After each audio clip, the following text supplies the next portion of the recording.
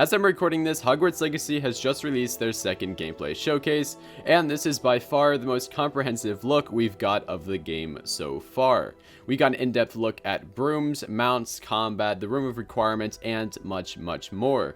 So in today's video, I'm going to be breaking all of this down to point out all of the details you might have missed. In this first shot, we can see a golden circle with the chat icon above it. This is different from the quest giver icon, so maybe this is just a conversation, but not a quest. And then we can also see a quest giver to the left. Next up, we can see this leaf icon above what appears to be one of Merlin's puzzles, and a few seconds later, we can see these strange sculptures. We can also see two enemies on the right of the minimap in this area. Here we can see what I can only assume is another Merlin puzzle, and then a few seconds later, we can see this destroyed bridge, which I'm guessing we can repair using Reparo.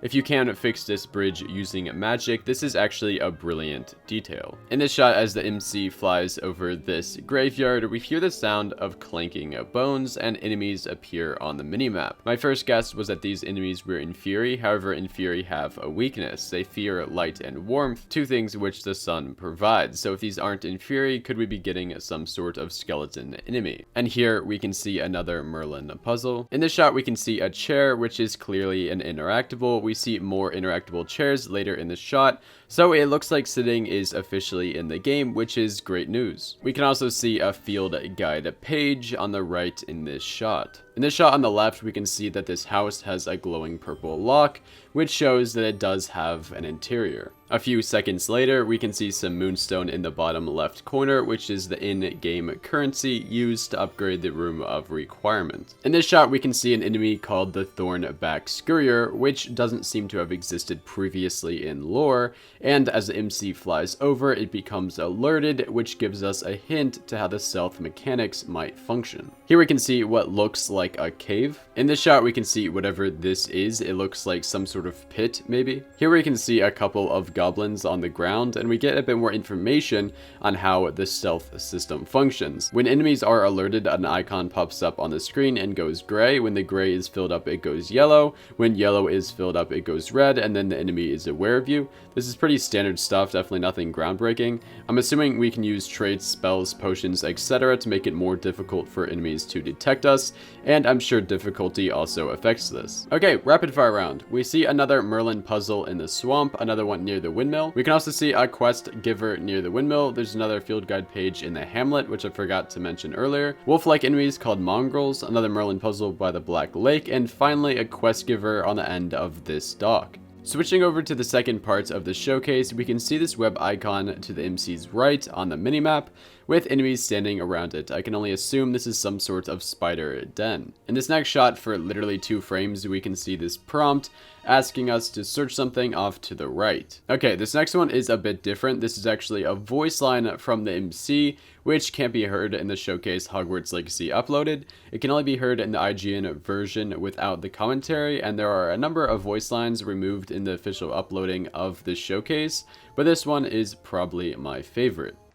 A castle.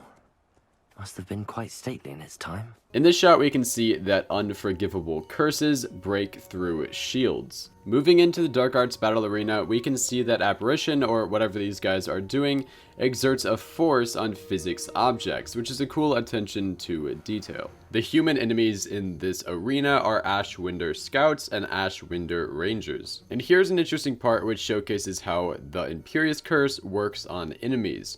Here we can see the MC cast a spell on an enemy, and that enemy turns on his own allies for a while, but after a few seconds the spell wears off and he says the following.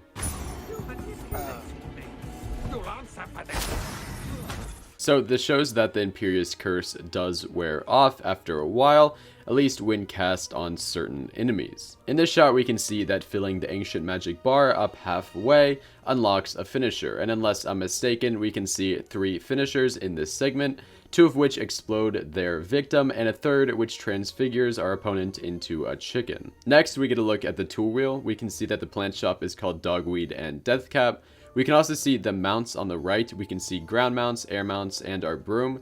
So this may confirm that water mounts are not in the game. We also get a look at the focus potion, which reduces spell cooldown time. And off to the left, we can see what it takes to brew this potion. Moving into the room of requirement, Andrew opens the conjuring menu, and among other categories, we can see a seasonal decoration category, which is super cool. In this shot, we can see that removing items you've already conjured gives us back some moonstone. In this next shot, we can see that trait recipes can be unlocked in bandit camps. Based off of this shot right here, it appears we can only upgrade each piece of gear 3 times. In this shot, for a couple of frames, we can see that this gear icon to the right is for beast management. In this next shot, we can see that breeding animals is confirmed. And in this shot, we can see an option to release our fantastic beast back into the wild. So yeah, that was 45 missable details in the second gameplay showcase. If you enjoyed the video, consider subscribing and leaving a like, and a link to join my Hogwarts Legacy Discord server